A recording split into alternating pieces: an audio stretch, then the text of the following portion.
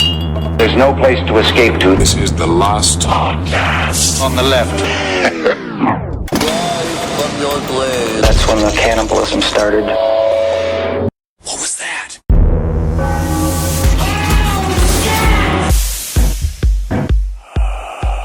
Let's get a little energy in here. Let's get a little pep. Let's get a little pizzazz. Money, money, money, money, money, money. I'm spending money. Yeah, that's right. We're good to go? Yeah. All right, welcome to the show, everybody. That's Marcus Parks. I'm Ben Kissel. Big money spender. To my left, it's Ted Cruz. Yeah, I don't want to. I'm Ted Cruz. Wow, political. Nobody's going to work anymore. I don't care if the fucking salmonella gets all up in your nose and you're eating your chicken. I don't care. Congressman, everybody take the week off. That's not so bad. Is that a Ted Salmonella Cruz beef. impression? It was great as far as the overall energy and rage that filled Senator Ted Cruz. Sounds more like this. I'm Ted Cruz, and everybody, we're just working for the weekend, everybody. Everybody enjoy yourselves. Working for the weekend. I just imagine like congressmen running up and down the office, just like playing with volleyballs and stuff like that. Right. All right, well, Fuck these people. Let's get off the depressing news of the U.S. government and into some exciting news that deals with macabre, ghost stories, spectrophilia, and overall demons. We accepted stories from you guys this week. And thank you so much for submitting your stories. They are all incredible. We've talked to some awesome people today. You're going to hear their stories. A lot of frightening shit. We've all experienced horrible things, and it's nice to hear it firsthand. That's right. It's been more than a thrill to God, I get love a chance October. to actually speak with you guys. I love Halloween. The best. It's really perfect. All right. Well, do we just want to go to our first caller? Yeah, let's go to our first caller. All right. Let's start it off. All right. We got Sarah on the line. Sarah, welcome to the show. Hail Satan. How's Satan? How's it going, guys? Congratulations. Well, thank you. Thank you. I'm full of Indian food and coffee right now, as we were That's talking right. before. Yes, Henry. It seems spontaneous, but we set this up. Yes, Henry revealed to all of us that he had lamb curry with iced coffee this morning, and now he's sucking down another iced coffee, so you can imagine the tumbles that are currently going on in his stomach. It's quite disgusting. It's probably slightly scarier than your story, Sarah, but please. You're our guinea pig storyteller, so let's do this. Yes, thank you so much for calling in. Thanks, guys. Okay, so this is like a story that I don't tell very often because I worry that people think I'm crazy. You're crazy! Henry, don't judge her. This is a safe zone, Sarah. Safe zone. Continue, Thank please. you. Appreciate that. So when I was in high school, I used to babysit a lot, as a lot of young girls do, and I was babysitting one night for one of my brother's college professors, and she had 3 scenario. kids, and they lived in one of these super big old houses, like Buffalo. It's pretty depressed right now, but at the turn of the century, they had these it was pretty booming, and there would be these huge mansions, and now their teachers can afford them. Yeah. So I was babysitting one night, and I put the 3 kids to bed. They were really nice kids. I put them in bed. They were fine. And I sat down on the couch and I started doing some homework. I remember I was reading a book. And there was a moment while I was reading the book that it was instantaneous. I went from sitting on the couch to standing in the kitchen. That sounds exactly like what Henry does. Just losing time. But it was there was no putting the book down. There was no standing up. It was just I was just standing in the doorway of the kitchen, and I was looking at the kitchen, and it's kind of hard to describe, but I was looking at the kitchen and I was seeing it as it was, but I had at the same time a knowledge of how it was supposed to be and where things belonged. And I was sort of confused as to why they weren't like that. Which was a weird feeling, and it's hard to describe it. I was sort of like next to myself a little bit. It's hard to describe. So did you feel like it was an out of body type experience, or? Well, I was yeah, a little bit. I was in my body, but I was also not myself a little bit. And we have to ask you, were you high? I wish. Were you being a bad babysitter, Sarah? I was a very good girl. I was a very, very good girl. And so I was standing in the kitchen, and I started walking around the house, and I was looking for a child named Mischief. Okay. I mean, that wasn't their Which name. is a but stripper name. Yes, yes. And also a Tom Waits song. Ah, yeah. A Child Named Mischief. That's perfect. That's a perfect Tom Waits, Henry. So you're looking for this child mischief. All the kids are asleep. You're in this massive house. And had you been in the house before? I had, yeah. Okay. And I'd never had really an experience like this before, where I was just sort of like not myself, just sort of like walking around. And I could feel, another weird thing is I was wearing jeans at the time, but I could feel a long wool skirt sort of brushing against my leg as I was walking around. Like I was wearing clothes that I wasn't wearing. Interesting. Have you ever, so, and is there more to that before we dive into analyzing your story? Yeah, a little bit.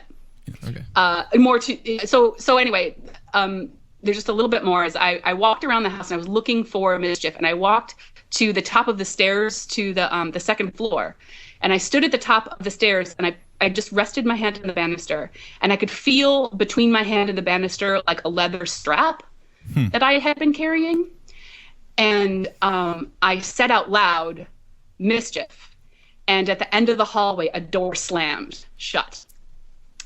And that was a moment where I just sort of like became aware of what I was doing, and I went back downstairs. So were you actually holding a leather strap, or you just felt No. as if you were holding a leather strap? No, I had the sensation, but I wasn't actually holding anything. This is my question. Have you ever read Missing Time by Bud Hopkins or anything by Whitley Strieber? I read, Whitley Strieber I have. Yeah, because it's pretty much identical to his story. He said one of his many abduction episodes was that he was reading a magazine, and basically it was like all of a sudden it was like an entire day later while he was reading the magazine, and basically he didn't know. Basically, he had made I forgot what he was making. Well, he was making sometimes- food on the stove, Yeah. and then when he came to, it's basically he was just reading a magazine, and then all of a sudden he looked up, and it's daylight, and the food on the stove had completely congealed inside Well, the pot. I had a very similar experience with a penthouse. Yes. Once, took me a Yes. while. Where Have did you ever had regressive hypnotism done? I've not, no. Where did you come up with the name Mischief? It just came into your head and you felt like that was right? Yeah, I mean, it was just something that I was, it wasn't coming from my brain, which is hard to explain, even though Right. it was like my head. No, it was reminds me coming of the from- Philip K. Dick experience he had when he believed that he saw ancient Rome superimposed on top of our own times. Basically, then started his series of visions where he was spoken to by an alien intelligence called Valis that told him that the time isn't real. Henry, There's a lot that's kind of just Yeah, a lot to kick in. your kids are going to be so confused. Don't Henry. take Dick crazy. Dad, what time is it? Well, time isn't real, but according to But the it's humans, taco time. It's always taco time at the Zabrowski house. And Henry, you might be able to answer this. Do ghosts sometimes take over a person's, life? It seems like she was like guided by a spirit here, right? Who was like reliving, maybe she was an old housewife in this place, and she's like, they changed my kitchen around, and where's my goddamn child? It's I need quite to whip him. possible. Yeah, that could have been a slave leash that you were holding in Possibly. your hands. Who knows what Mischief was up to? My other question is, have you had more experiences like this in the future? Like since then? No, I haven't done anything. I mean, it's similar to like sleepwalking, and I've never done anything like that. I've had sleep paralysis, but I've never had nothing like that has ever happened before or since. You may have taken a little sidestep into the Twilight Zone. Ooh, Twilight Zone. interesting. The Twilight Zone. Twilight Zone. Rod Stereo. Oh, I love that program. Did the kids think that you were the best babysitter yet? Did they give you rave reviews? Well, especially because you disappeared for an hour and then they Right. just started drinking all the booze. Yeah, God knows what they were up to while you were over in Having your a pizza second world. party where you're walking around in a wool skirt in an alternate dimension.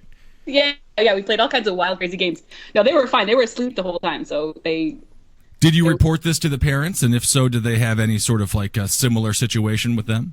Well, what's weird is I didn't say anything to them because it literally didn't occur to me that there was anything weird about it until like a couple weeks later when I was talking to my friends about like spooky stories, and I was like, you know what? That's a spooky Like, story. it's kind You know of what, weird. guys? I think I was Ethical guy. possessed by a demon. Honestly, You know, it I'm is. gonna It tell is you. it's almost a stereotypical abduction scenario. And maybe if if you apply for Obamacare, All right. you can go ahead and get maybe have a mental health technician take a Cool. look at your brain dome, and maybe take you back in the past with some hypnotism and see if you have any hidden memories. All right, I will do that. Yeah, do that and get back to us and let us know how your brain's doing. I'll let you know. I'll give you guys a brain update. You're the best, Sarah. Thank you so Thank you much. so That was much, very Sarah. spooky. Thanks for having Hail me, you yourself, guys. Sarah. Thank you so much for listening. Don't see any ghosts in Chicago, but if you do, take a picture of it and get that proof. All right, get that money. Okay, I will. I will. Bye. Goodbye. Bye, Sarah. All right. Thank you. All right, Henry, you're gonna read a viewer or a listener submitted story. This is one of our many creepy emails we receive. We love your creepy emails. Yes. No penises. Not one. Not a single penis, which is good, but no boobies That's kind of sad. either. So Yes. I guess if we're going to take one, we should also take the other. So I guess I look at your penis, but I also rather look at boobies. That's right. Well, we value all life equally here. All right, so this is a first story from, I forget, we don't have his first name. It's S. Otterstein. S. Mr. Otterstein. Otterstein, or is it Otterstein? I don't know. I'm Roman Catholic. That's right. And so I don't care. So this is the first story. I was home alone for a few days. I felt someone was in my room, and I felt a cold hand holding mine. It was your grandmother. Come on. Oh, little Scotty Otterstein, I love it when you touch me. Just read the story. Don't make this guy out to be a pervert. Thinking it was a dream, I just squeezed right back. All of a sudden, I felt an electrical shock. I opened my eyes and looked at my alarm, 4:30 a.m. I tried moving, but I couldn't. So thinking it was a dream, I closed my eyes. I was still unable to move, so I continued trying to move. I felt that shock again. Opened my eyes, 4:40 a.m. It happened a third time at 4:50 a.m. I closed my eyes and just tried to shake my whole body, trying to move any body part. I moved my arm, then quickly my whole body. I'd work in an hour. I went in my basement to get my clothes out of the dryer. It was the middle of the summer, but the house felt cold. Very cold. My pet was nowhere to be seen, which I imagine was some sort of lizard. Yeah, Just say yeah. pet. I agree with that, yeah. And that feeling I felt of someone there lingered throughout the whole house.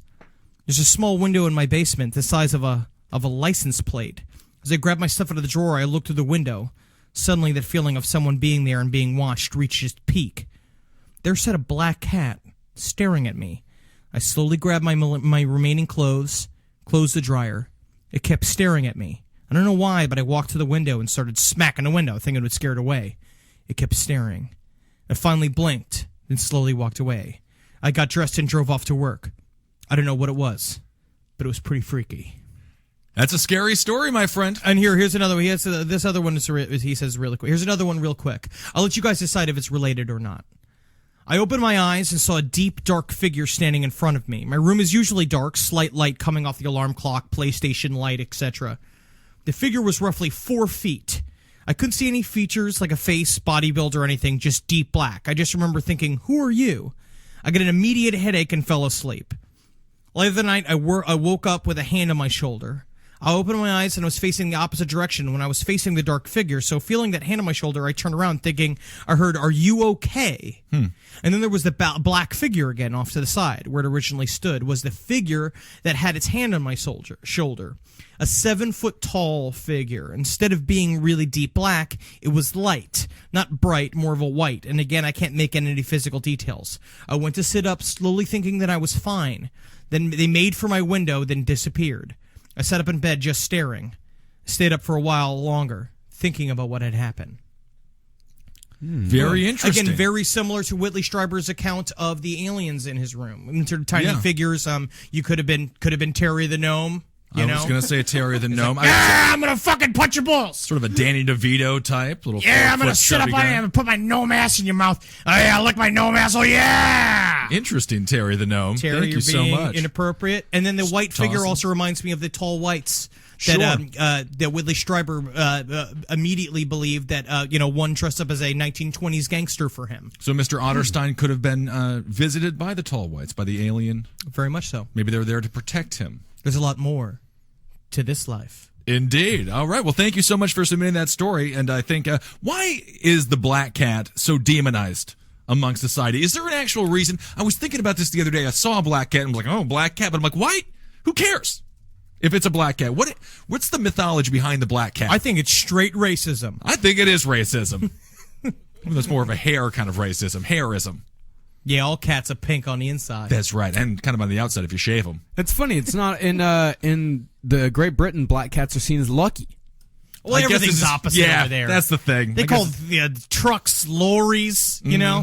They Man. eat cakes for breakfast. They're Backwards ridiculous. country. Yeah, the idea that black cats are evil comes from Germany, which, as we know, there is a lot of witch folklore that comes from Well, Germany.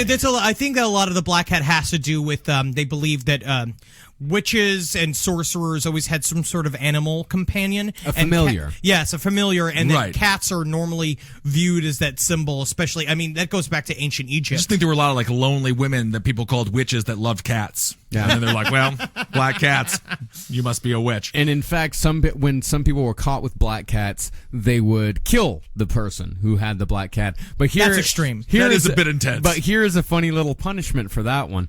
As people killed so many cats during the Middle Ages, that enabled the spread of the Black Plague because because the rats. cats killed rats, There and it the is. rats spread the Black Plague. Don't love kill what the we do to cats unless ourselves. you want Yeah. the rats, and then you get the black plague. God, he's a funny old fella, isn't he? That's great. They deserve the plague. All right, we got Aaron on the line. Aaron, hail Satan. Thanks for calling in. Thank you. Thank you. What's your... Say hail Satan. Hail Satan. Yeah. All right, there we go. Another quarter in the jar. There we go for the devil. And guys, I went to Catholic school, so it's like God, you have extra. such a juicy soul. Big, thick, medium rare soul. Straight for the devil.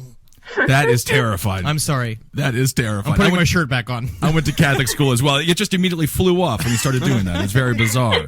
I went to Catholic school as well, so I understand your sick and demented mind. Yeah. All right, so your story is dealing with sleep paralysis? Yep, sleep paralysis. It's when your body and your mind are not on the same plane sleep-wise. It's like usually when it happens to me, it's when I'm going to sleep, I'm almost asleep. I can feel myself like kind of descending with that heavy feeling. And then your body falls asleep, but your mind is awake. So you're conscious, but you're paralyzed. You literally can't move at all. Okay. That's really Yeah. intense. I do that, but I do it on purpose, and I do that to myself with weed. Yes. Yes. All right, but you had one particularly dangerous experience? Yes, it was because you're asleep, you basically start to dream and you have hallucinations. And the first hallucination and the most vivid one I've ever had and the most frightening one is I was in bed. I suddenly couldn't move at all. I had this intense, suffocating pressure in my chest, which just felt like a giant weight. And I thought I was dead or dying. And then I looked in the corner of my bedroom and I saw a tall, thin man standing behind my door in the corner, staring at me and smiling. Could you make out any other features other than the smile? Was it a full-figured man, or was it more shadowy? It was very shadowy. It basically just kind like at that moment in the corner, it looked like a shadow with a face. Really interesting. Now, a lot of times, when you say it's smiling too, would you feel like you saw a full, like, corporal smile, or was it like you just knew what it was doing, like your brain was just finishing the equation for you? I think it was probably my brain finishing the equation because he did not have distinct features. Like I couldn't tell the color of his eyes or anything. And who wouldn't be happy staring at you sleep? You know? It sounds like a wonderful thing to do. It's just so relaxing to do. Yeah. And so when you saw this shadowy figure, you attempted to move, I assume? I thought somebody had broken in my house. It was like it felt that real, but I couldn't move. And that's when I put it together kind of in that way that you sort of can when you're asleep, where you're like, is this some kind of dream or is it a ghost? Or like, I had no idea what was happening. And then he crossed the room, flew into the air and landed on my back. On your back? On my back. So you were lying on your side at this time? I was lying on my stomach. Oh, okay. Yeah, I usually sleep on my stomach. Oh. And he landed with like a thud on my back, knees digging into my rib cage. I felt like physical pain. and the pressure in my chest became even more intense. And then he started touching me all over and making me touch him, and I still couldn't move. And Are you sure this wasn't like the landlord, right, in a Scream outfit? I don't have a landlord, so all right. yeah, I have like my Holds up. building is run by a corporation, so maybe it was like the incarnated. Yeah. Because corporations are people now. Thank That's you, true. Mitt Romney. Thank you. I'm not sure if it had anything to do with it, but that's fine. Yeah. Did this take place in Brooklyn? No, it took place in Manhattan. I live in Manhattan. Well, that scratches Eddie Murphy from Vampire in Brooklyn off the list. Hello. How are you? How are you? So he's on your back and he's pawing away at you. How did you manage to get this entity off of you? Well, I basically just had to wait because I couldn't move at all. And I just kept thinking to myself, okay, well, I don't know what's happening. And I was just terrified. Like all of this is with the benefit of hindsight. I'm sure at the time I was just like screaming internally just because it was just so insane. Nothing like this had ever happened before. And yeah, so I thought, like, am I going to be raped? Am I going to be like, what's going to happen? Right. And then I just took a huge breath of air, sat and just moved all at once. Like I did a full body jerk, and then he was gone, and I was awake. Well, there was. I'm reading your email right now. There was one other detail. I think the most disturbing detail that you told us about. There was something that kind of sexually happened, somewhat. Yeah. He did touch me like between my legs, and like it wasn't like having a sexy dream. It wasn't like I felt like awesome about it. No, it was not at all awesome. It just felt like when somebody touching you, like I could just feel a hand. Like I couldn't feel any pleasure or any stimulation, just like a hand there. So did you feel flesh touching you, or did you just sort of feel like someone just had a wooden board smacking at you? I felt flesh. I felt like it felt like a person. So have you had experiences like this since then? Not as intense. Never a physical person jumping on me, but I hear things like just the other day, a few weeks ago, I felt somebody grab my throat and squeeze me. You probably should maybe start doing something along the lines of like tarot or something like that, because you probably have some sort of like mediumistic skills. I was to a psychic, and she said that I have past life memories that are very dark and that attract these dark spirits to me. So this is a haunting situation. Possibly, yeah. Continue. Although these kinds of, what I find really fascinating about sleep paralysis is that there's a kind of universality to the hallucinations. Mm-hmm. If you read, like, because I've done like a bit of research about it, because like the first thing that morning I was like, what the fuck was that? Right. Was Henry Zabrowski over here? No, she said a thin man. I know, it really ruined. Because I mean, honestly, the you would have been pressure delighted if you saw a little chubby shadow going, "Hey, hello." And like everybody, like there's a lot of everybody feels suffocating pressure in their chest. Everybody feels something on their stomach or on their back, and several people have reported there being sexual stuff happening. I actually, because I've read a lot about sleep paralysis, it seems like there's a lot of sexual encounters that happen with these types of hauntings, and I really wonder what it is. I wonder if if there's some sort of tie-in to how someone feels about sexuality and when these episodes happen, and I also wonder if it's just sort of where the archetypal like incubus or succubus came from, and it's also just a sign of vulnerability to be touched sexually. And it's also an attacking force with the sleep paralysis. If you're a woman, you're being attacked by a man. If you're a man, you're being attacked by a man. Very rarely do you have a man who has sleep paralysis that has these sexual feelings very rarely. It's is like, yeah, like woman. a big-titted, like, blonde woman, like, from planet Venus, and she's like, I'm here to drain you, Zabrowski. This is great. Yeah, You know, this and I'm is like, great. oh, I'm being haunted. Oh, no, oh, no. I'm so It's scared not of like ghost. it's not like Dan Aykroyd in Ghostbusters. It No, is exactly, a demon yeah. coming to rape a man in the ass. Right. Like I've seen this time and time again. Aaron, did you check to see if like your windows were closed and all those things? Your door was closed. There's no way anyone was in your apartment. No, my door was locked. Nobody came in through the window. And it was literally like 1 second he was there and the next he was gone. My other question is I know because we talked, Erin actually took the Murderfist sketch writing class, and she does improv at the Pit, and she's great. She's super funny. My question to you is, we talked about how you've had a lot of vivid nightmares as well. Did you think that ever, did the thing that you saw match any imagery you've seen in your dreams?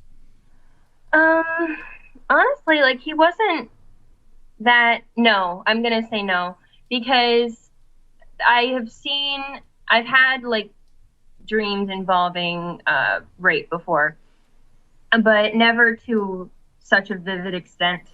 And it was not like a recurring character or anything. Like, oh, hey, it's you again. It's Mr. Domino, the night rapist. Yeah, That's Mr. Domino. He's one of the nicest of all the night rapists. Yeah, Do you have, exactly. and sorry to get personal, but is there a history of abuse or anything? No, not at all. All right. Awesome. Well, that is great story. terrifying. Thank you so much, Aaron. Yeah, that one really is terrifying. And here, and you're also a horror writer. Please, Yes. plug away your source material. I currently have 4 stories out in 4 separate issues of Dark Moon Digest. Issues 1, 4, 12, and Dark Moon Digest presents Ghosts. Awesome. And yeah, you can get them on Amazon. Awesome. That's Dark Moon Digest. Check it out on Amazon. Thank you so much, Aaron. All right, thank you. Thank you. All right, you. have a good afternoon nap. I should say, I don't know. Say that. I'm so sorry. All right. Thank you, Aaron. Hail Satan. Hail Satan Thanks, to you. guys. Hail Satan. I'll say that. All right. Welcome to the show, Amy, everybody. Thank you so much for calling in, Amy. Oh, thanks for having me. Hail Satan and hail yourself. Hail Satan, hail myself. Yeah, hail Satan! Hail Satan! God, I feel like I'm growing more back hair every time I hear a hail I believe Satan. that you probably God, are. I love it. I'm not sure Hail if it is. I'm a human hedgehog. Yep, you are slowly turning him into a beast, Amy. Thank you. All right. What's your story all about, Amy? Well, as we mentioned previously, I've been a comic for about 11 years, and about a year after I had started, a fellow comics brother was at our shows a lot, and he was a photographer. Oh yeah. And he mostly did boxing photography. I'm in Phoenix, and Vegas is so close that, he spent most of his time working there. And he came to a lot of comedy shows, and he volunteered to do all of our headshots. So he was a nice guy. He volunteered to do them for free?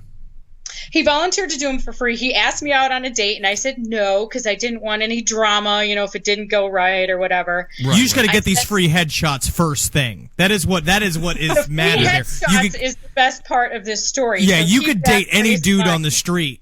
You know what I mean? You could date thousands of men, but free headshots are very rare. That's right. That's right. Well, as a comic, that stuff can be expensive. Absolutely. Absolutely. All right. So you And it's not like we get paid all them that much. And I was still new, like maybe a year into it. So I was like, yeah. So he did our headshots. He asked me out, and I said no. And then all of a sudden on the news, we were hearing stories about in the Southwest Valley here in Phoenix, all these animals were getting shot, like dogs and horses at farms. And then a couple Walmarts were set on fire. And we actually had 2 serial killers. One started as a serial rapist, but it was like the summer of Sam up in here. Okay. And What year summer was this? We had, This, according to had to be my research, 2004. 2006 is when it all came to a head. Oh, All When right. it all came to a head, but it started around 2004, 2005. We had the baseline killer who started as the baseline rapist. Okay. And then we had the serial shooters. And these serial shooters were going around mostly on the east side and like Scottsdale and Tempe, shooting random people, like at bus stops and just random people walking down the street or riding bikes. And very Zebra Murders esque. Yes, Definitely DC Sniper-esque. Yeah, that's for sure. And how many I wonder if people? they're all inspired by DC Sniper. That's a good question. How many people died during these random shootings? You know, I believe that I think it was 7 died. I'm not as good on the statistics probably as you guys are. But Phoenix was 8 gripped died. with 8 died. 29 were injured. 29. So we're talking. Shot. Yeah. Wow. And So Phoenix was a terrified. Crazy summer. Yeah, it was terrible. Like, I was afraid to take my garbage out at night, you know, because we had these 2 crazy people. At first, they thought it was the same person. Mm-hmm. All of this stuff. And then it was coming out that, okay, it's different. I'm driving to work one morning. I'm listening to the radio, and all of a sudden they say Dale Hausner has been arrested for being one of the serial shooters. I just got chills and my nipples got hard. And how did you know? Wow, nipples got hard. How do you know who Dale was? Dale was the photographer who was the brother of one of my fellow comics who did my headshots. Unbelievable. God. Well, what is it? Did he take it with a giant, like, rifle with a camera on the end of it? It's like, yeah, bam, yeah. These are beautiful. These would be great for commercials. High. I don't know much about guns, but they had some pretty wicked guns. Right. And I immediately sent a text to one of the other comics. I'm like, do we know this guy? He's like, yep. I mean, what are the chances of 2 Dale Hausners being in Mesa, Arizona? I got a chill, like my whole body went cold. Right. Oh my and God. Then I was like, oh my, like, I didn't know how to feel because this was a friend of mine who was very nice to me and he didn't shoot me. He did not shoot you. You were on his good side. He wanted to date you. Yeah, but I mean, she turned him down for the date. So, Amy, you were very lucky that this man didn't take that extremely personally. Exactly. I mean, and I had a blog on my MySpace page. Of course, the old MySpace is gone, so the blog is gone. But I was very torn because, you know, you had a valley of people, especially family members of the victims, hating this person. And, you know, I sent I knew the whole family. I sent his brother an email. Hey, let your brother know I'm thinking of him. I didn't want to get too much into it, but I felt so terribly for the whole family. Well, I mean, you are put in a very interesting position. And this is, you know, Jeffrey Dahmer had a father. Jeffrey Dahmer had a couple of friends. I mean, it's a difficult place to be in because you know this guy as a good person. He gave you free headshots. And next thing you know, he's murdering a bunch of people. It must be a very conflicting mental headspace to be in. It was terrible. It was like, I think it's on the Dahmer Files. The black lady who lived in his building that he would give a sandwich to everyone. Amy, absolutely. Amy, what do you think? I ate human meat. Yeah, I've been discussing this on stage recently, and I'm fairly certain we can all agree she ate penis sandwich, right? She ate Asian dick sandwich. Penis sandwich. Asian it had penis. soy sauce on it. Yeah, it's called it's a dong me. The dog meat sandwich. I love that sandwich. Where can I find one? We've got to go to this random do you think apartment that in maybe Milwaukee. if you could have just kissed that guy once, you would have stopped a lot of people from getting murdered? Do you blame yourself? And should you? You know what? A lot Jesus. of people have said, oh my God, it's your fault. But he actually had a breakdown. I think his daughter died. He started his Sam, his roommate, they started doing meth, which is huge out here. Oh, yeah. Right. I'm from upstate New York. We never had meth. Right. Here, it's everywhere. So he had a breakdown. And no, it's not actually your fault. It's not really your fault. Yeah. I can't. No, I would never take credit for that. It would be cool every once in a while. I'll be like, yeah. And actually, when I tell that joke on stage, I tell the story, and they do end with, you know, I probably should have said yes to dinner. Yeah. It might have saved a lot of lives. Yeah. Well, here's what this guy was charged with. He was charged with 87 crimes attributed to the investigation, including 8 murders, 19 attempted murders, numerous aggravated assaults, drive-by shootings, firearms charges, cruelty to animals, and arson. He was convicted of 6 murders and was sentenced to 6 death penalties. Whoa. And now, is he still incredible alive? headshots, though, which he also was guilty for. He had a mandatory appeal, Okay. of course, as they have in Arizona. And he didn't want those. He did not want them, and after his first appeal, he waived all future ones and said that he requested to be put to death, quote, as soon as possible, and on June 19th of this year, killed himself in his cell. He died. Yeah, he was hoarding prescription medications like the antidepressants, and I'm tearing up right now thinking about it because it's hard for me to see that side of him, but Right. he was hoarding the prescription medications and not taking them, how they check under your tongue and everything. He somehow was hoarding them and overdosed on the medications the prison was giving him. He was going for one big hit. One big final. Yeah, and he had already tried once. He had taken handfuls of Benadryl a few years ago. Okay. Turned out it was just... this whole thing killed their dad. Oh, of course. The dad, right. The stress, like he went through open heart surgery and never recovered. Is the brother still a comedian?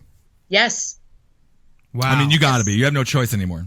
You know? I mean, now, love yeah, when I perform with the brother, because the brother, his name is Randy. He has a joke that says, "Now my parents can't say, 'Why can't you be more like your brother?'" That's a good point. That's a good point. Amy, how many times do you think your name has been scrawled on that prison wall of Dale? Is it Dale?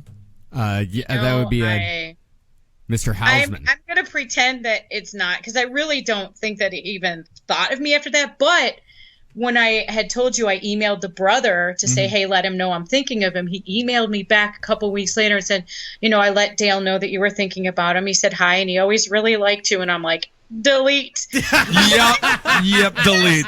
That's the deal breaker. Oh, that's the deal breaker. This guy felt pretty bad about it afterwards. He said that he ruined the family name as people would hear Hauser's name and think of Charles Manson. See, I just think of Doogie Howser. Yeah, I think so. Yeah, Dale Hauser. Yeah, Doogie. Yeah, Doogie's still got it, but Dale Hauser's close. He did have a bit of a head on himself. He said that when you think of Manson 50 years from now, you'll think of Hausner. I don't know. Are you on the Wikipedia site right now? Because I'm reading exactly what you just said. Yeah. You know what? I don't know if people even really know about Hausner outside of here. Did you guys know of him? No, never heard of him before. Never heard of it. And you'd think this is, like you were saying, Ben, this is kind of the same type of thing as the zebra killings. Like, why don't we know? Why wasn't this national news when the DC sniper was such huge national news? I mean, I guess that had more to do with 9/11. That had a lot more to do with 9/11. Yeah, now it's like, I honestly feel like they try to deflect as much attention as they can from random shootings. That they can't just, like, if they don't immediately catch the guy and have, like, a good, neat little a thing to pin to. Right. Yeah, it wasn't like the Gabby Gifford shooting where it's like There's nothing romantic about this one. No. Oh my God! And Gabby Giffords, of course, is our hero here. But another did Arizona. you know about the baseline killer? Because I'm just curious about outside of here where it was news every day. Right. Did you guys know about the baseline killer? Never knew about the baseline killer. I mean, it's a great name. It's a fantastic. Well, that's because we have a road called Baseline Road here. Oh, okay. Yeah. And it sounds like a trance album. So, Amy, how has this affected your life? Are you more aware of random acts of violence that might possibly, go after you? I mean, are you more, do you walk with a little bit more of a scared step than you did before this? No, because you know what? I'm a New Yorker, and you guys know that we have to walk a certain way, and people never mess with us. Nobody messes with me. I don't. Right. I don't. No, I mean, honestly, they do the opposite. They ask you out on dates. It's like everybody else is getting killed in Phoenix, and they all just want to bang you. Yeah, exactly. Well, they all it's want to amazing. bang me anyway, but Yeah. it's I don't really think about it because you can't live in fear because then you let the terrorists win. That's right. That's Hell yeah. right. And we're not doing that. We're not doing that at These all. callers But I mean, don't how many run. people can say they know a serial killer? It's an amazing story. Thank you so much for sharing it with us. Thank you so much, Amy. And Amy, would you like to, thanks, guys. as a comedian, I know we all like to plug something. Is there a website or something like that people can go and find a little more information on you? Well, actually, the comedy I do once in a while, but the movie I just made that I told you about is called Social Media Stole My Kidney. Great. I'd love people to be more aware of that because it's live organ donation, and that's what I'm all about. That is Awesome. great. Absolutely. Awesome. I Social just media. signed up to be an organ donor on my last driver's license renewal. Oh, I everyone's love going to you want for those. that. That's going to be like Yeah, they're going to want your ruined spleen and horrible Exactly. liver. What's My that black- movie where the my person? I gotta black blow lungs you and when I come enlarged to liver. the city next year. What's that, Amy? Does that mean I gotta blow you when I come to the city next You year? don't got to. You don't got to. But, otherwise I might become a serial killer if you don't. Oh yeah, stay away. So, please. All right. Social Media Stole My Kidney. Check out that movie. Thank you so much for calling, Amy. Thank you guys. Have a great day. You All too. right, you as well. All right, Benjamin. Freak us out with another spooky internet tale. Oh, yeah. Patrick, you're the lucky listener that gets me to read it. Everyone loves that so much. And I love this intro. Sometimes Last Podcast needs a hero. And I tell you, our hero is Patrick Lorpe. There's Torpy, Patrick Torpy. There's no doubt about it. Yeah, I would say your Torpy is a better name than Lorpe, so you win. You're fine. Yes. If you're ever upset with your last name being Torpy, just be like, at least it's not a Lorpe, because that gives you a lazy eye and a limp immediately. First slide of Patrick's email. I'm here to answer the call. Sadly, I have no ghost stories to share with you, but I hope this possibly demon-esque story is up y'all's alley. I'm a 22-year-old guy from Louisiana, Kentucky, and I've experienced very little paranormal activity up to now. Well, I'm a solid guy who has always participated in sports. I have never been violent, never even thrown a punch. I am, however, a very potent sleepwalker. I'm the type of sleepwalker who can perform any task while sleeping. Also, sometimes I wake up in a terror, and I'm convinced there is something in the corner of my dark room. So one night, I had a dream that I viciously smashed my bedside IKEA lamp against the bedside table. It's nice to know he's a wealthy man. You know? If there's one thing that I've noticed, one thread running through all of our listeners' emails, it is the presence of IKEA. Yes. And by the way, I mean, I would love to smash every IKEA lamp that I've ever seen. I woke up remembering glimpses of a powerful rage and images of a broken lamp. Surprise, it lay next to me on my bed, completely destroyed.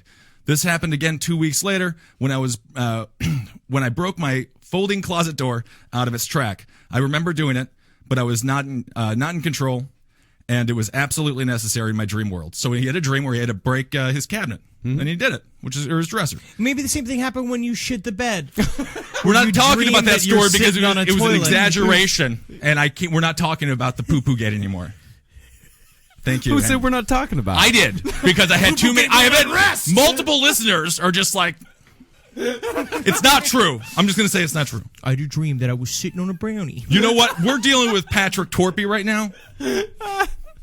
Okay, he just broke his dresser. All right, this freaked me out a decent amount because I have a roommate, and I would never want to break down his door and scare the shit out of him.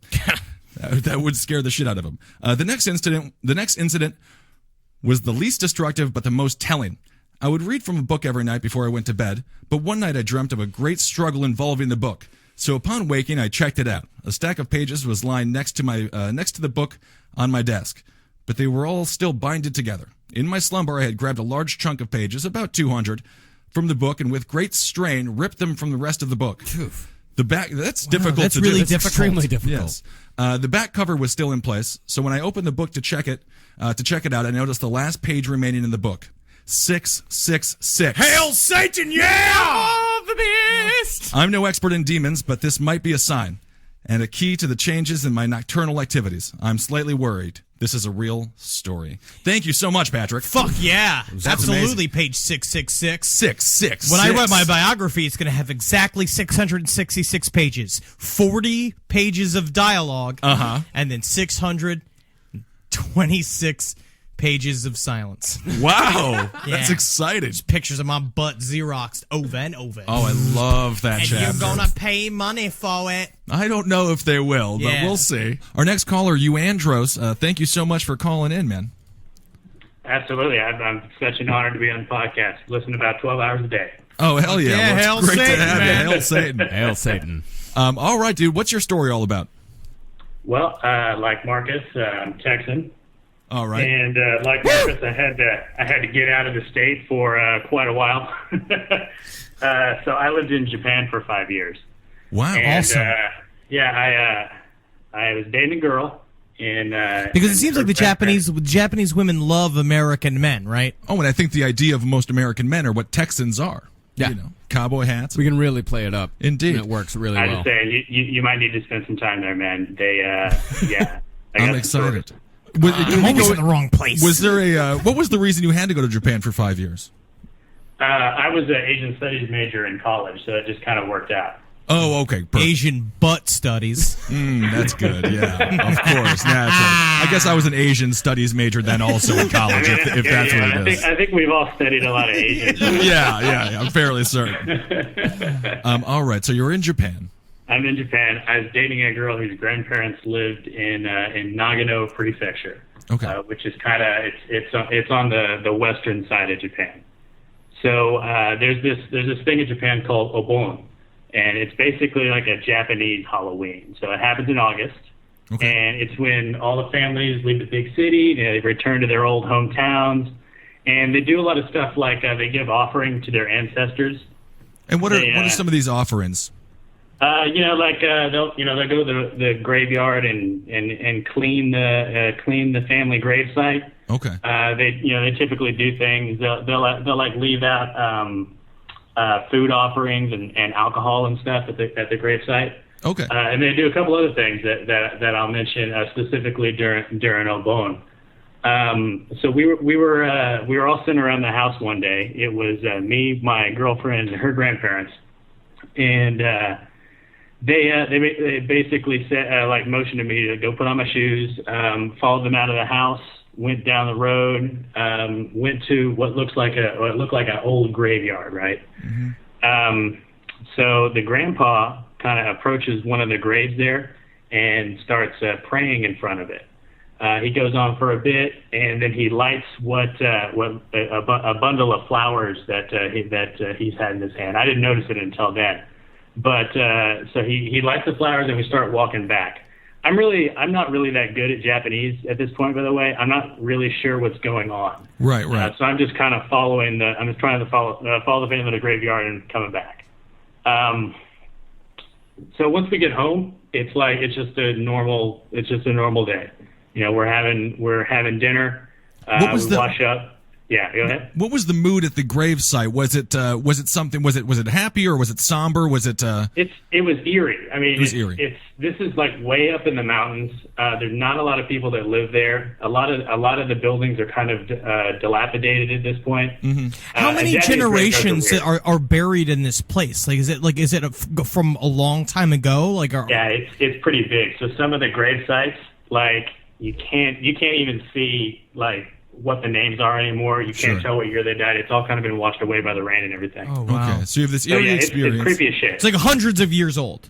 Yeah, absolutely. Wow. Right. It's just way out in the country, and people have lived there for a million years, but it's almost abandoned. The only people that live in these towns now are just old people that aren't going anywhere. Yeah, it's like Ames, Iowa.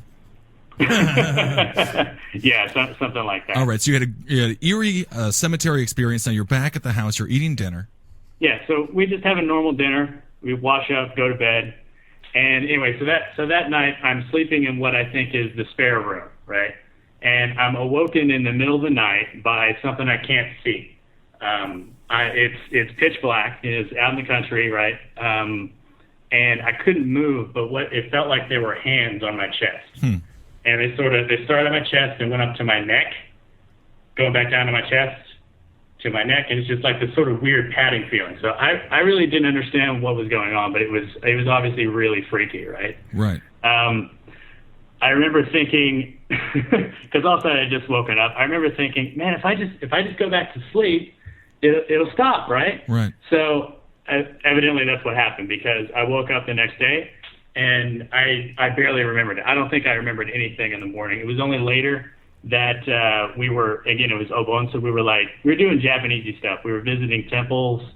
We were out in the forest, but it was Obon season, so one of the temples had this dance performance going on. Okay. And this princess is trying to coax the spirit of the mountain out of its dwelling place. Right. It's kind of bizarre to describe, but it's basically just this dance, and she's sort of like, dancing around and bringing. I just realized how weird this sounds. No. It sounds Japanese. Yeah. Seats, yeah. It's Japanese. Yes. Yeah. That's the best way to describe it. It's perfect. So okay, it puts me in this sort of metaphysical sort of mood.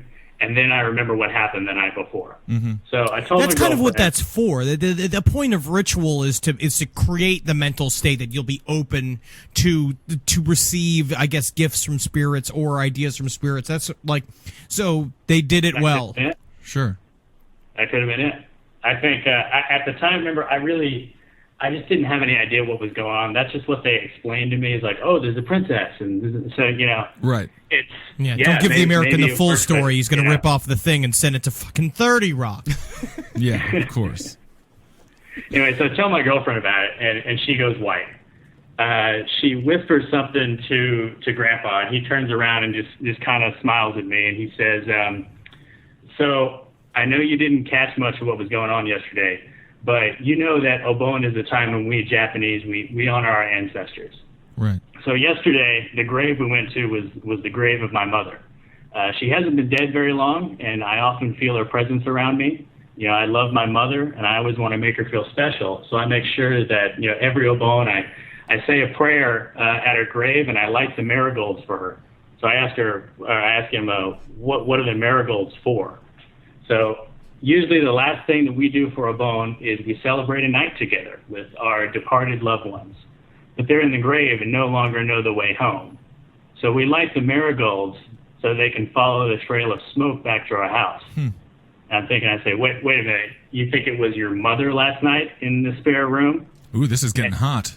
And he looks at me and he says, the spare room, that's not the spare room, that was her bedroom. Oh, man. Wow. Did you She's feel probably like wondering who was asleep next to her. Did you feel like it was a feminine presence when this entity was pawing all over you, touching on your back and your neck?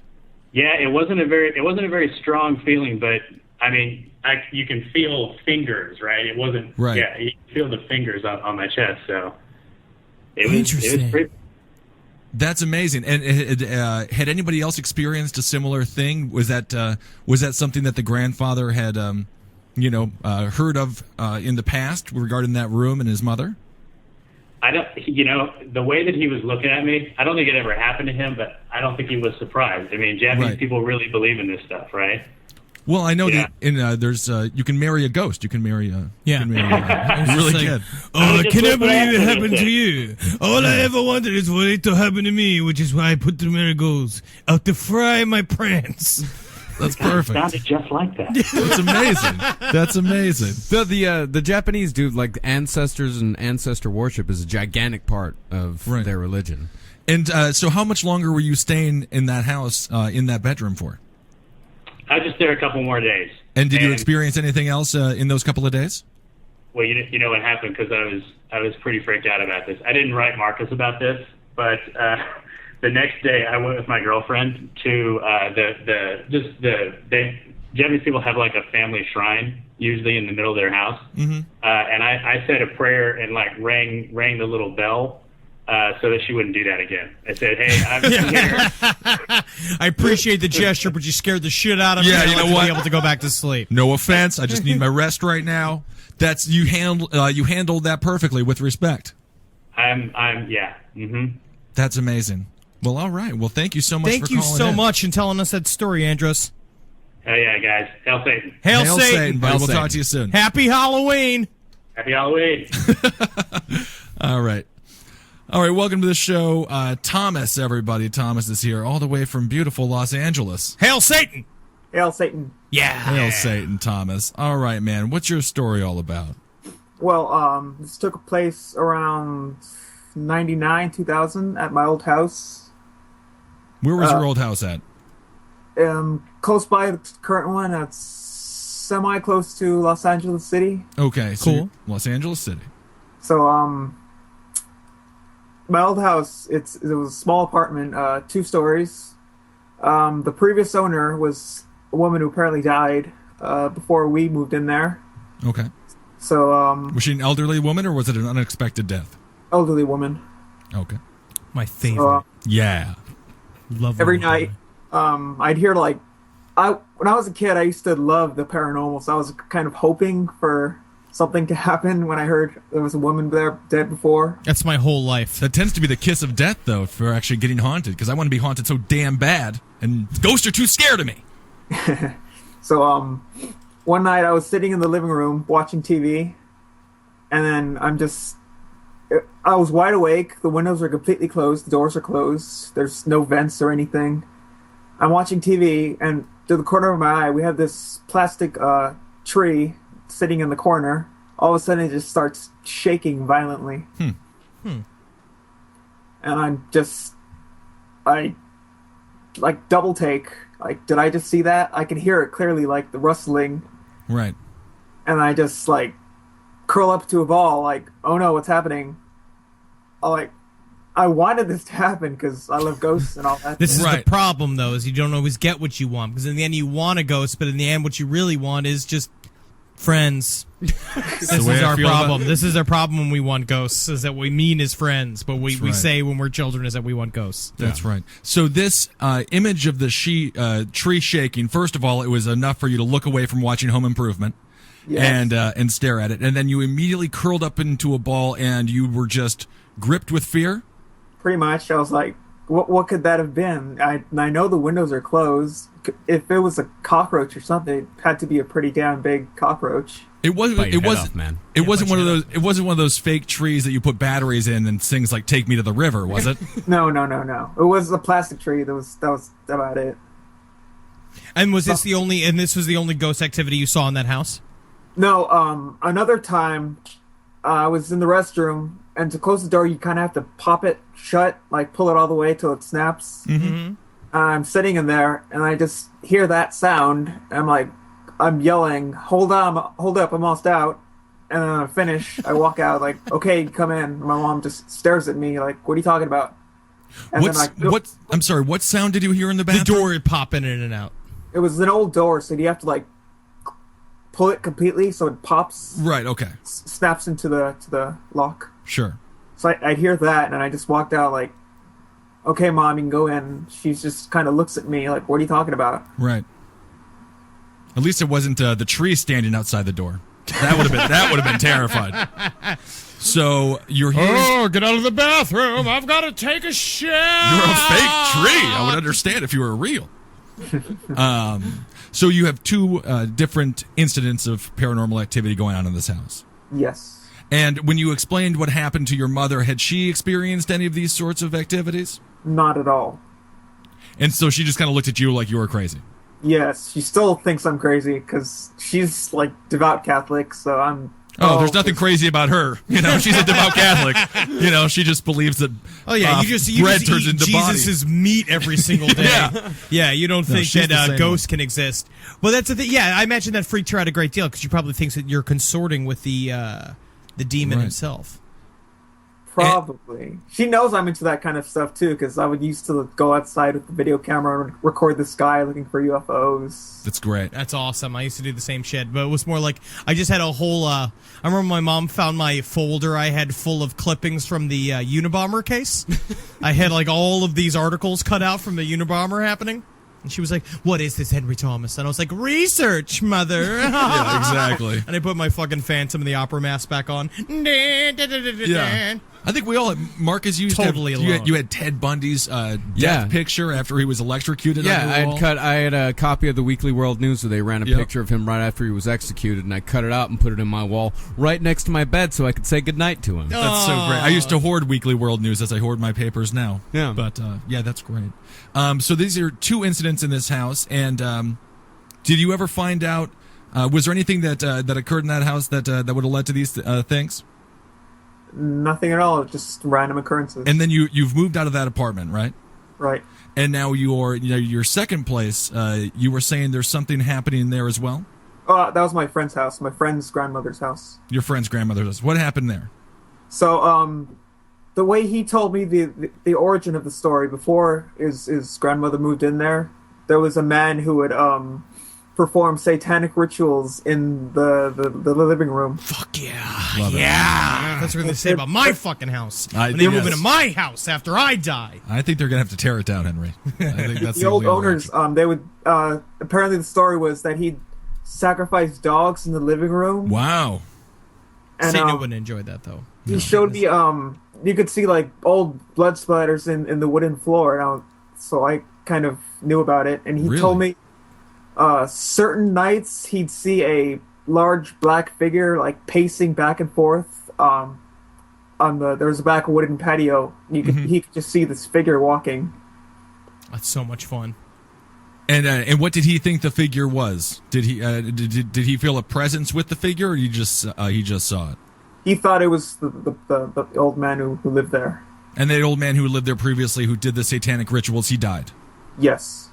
You know, LA is rampant with satanic activity. I remember I was out hiking in what's its putts over by Where Manson was, right? Yeah, like where Manson was. There's several different places where you can go hiking. When you go out there, I think it was somewhere near Runyon. I was talking with a park ranger, and he was saying, like, if you go through here at night or in the morning, sometimes they clean up debris, and it's all satanic ritual. I mean, a lot of times it's just shithead teenagers just like with skulls, like fucking with incense. Right. But every once in a while, you'll get some good old school, like you know, blood and bones and fucking pentagrams drawn into the sand, and that fucking rules. Definitely. Thomas, did you and your friend ever try to do a seance or anything like that, try to conjure up the spirits of the house? I would have wanted to, just to see if anything would happen. I have a Ouija board, but I've never used it. Oh, you have to get on it. Yeah, I know. It's somewhere in the back. Yeah, you have to like practice at it. I'm looking at mine right now. Yeah, it's on the floor. With a bunch of feathers on it, and then another picture that's drawn in blood. What is that? Yeah, that was a flyer I made for my band. Yeah, very cool, Marcus. Very cool. Well, you're always going to be healthier than Marcus, Thomas. So that's good, right? You're right. That's awesome. Don't say it with so much confidence. All right, Thomas. Well, thank you so much for calling in, man. Those are truly spooky stories. Thank you for having me. Absolutely. Thank you, dude. Hail Satan to you. Hail yourself, buddy. Well, let's thank everyone who called in. You guys have Amazing. been awesome. We had some great stories today. I'm going to say again, this last story that we're about to hear is my favorite email we've ever received. Yes. It's here incredible. At Last Podcast. And it'll be read by Mr. Marcus Parks. And I say Mr. Marcus Parks because that's how the man addressed it. And I will say a little too much respect. And I don't like it. I don't like it one bit. And this is another reminder. We have our next live show, October 26th, here at the Creek in the Cave. That's right, 10 p.m. 10 p.m. It is for free, unless you bring nugs, and then you get a kiss from me. Well, that's going to really not... I bite, and I kiss. There'll be no weed at the show then. Thank you. Thank you so much. October 26th, 10 p.m. here at the Creek in the Cave. It's always a wonderful experience. All right, Marcus, let's read the final story of the day. All right, the subject line to this is Secret Things. Mr. Parks. First, let me say that you shouldn't try to email back to this account. I'll be deleting it shortly after I finish this message. Right now, I'm writing this in my car, outside some person's house and leeching off their Wi-Fi so I can't be tracked back to this. Normally, I'm not someone to get very cloak and dagger, but what I'm going to tell you has me worried that I'll disappear if I'm tracked. With that warning, I'm hoping that you can help get the word out about this. 5 years ago, I was enlisted in the U.S. Army after some bad decisions. Nothing illegal or anything in my life. I've never been perfect, but the Army offered me a shot at a new life. After 4 years, Sounds like he did something illegal. It sounds like he did something illegal. It does sound like yes, he does. After 4 years, I had made good and signed on for re-enlistment and was shipped out to Fort Bliss. No offense, but I was never a big fan of Texas. It's fine. But you don't get much of a choice on where you go. As you may know, Fort Bliss is right next to the White Sands Missile Range. Fuck yeah. What ended up happening is that I wasn't working at Fort Bliss, but rather living there with a falsified garrison job at the base commander's office, when in actuality, I went to White Sands every working day for a 10-hour shift. To get to my area that I worked, we didn't take a normal road. Rather, we had to use a GPS unit to find a specific set of coordinates, since there were no roads to speak of leading to where I worked. The coordinates were around 33.0032 and negative 106.5426. This led to a small metal door, like the one that you might find that leads to a basement.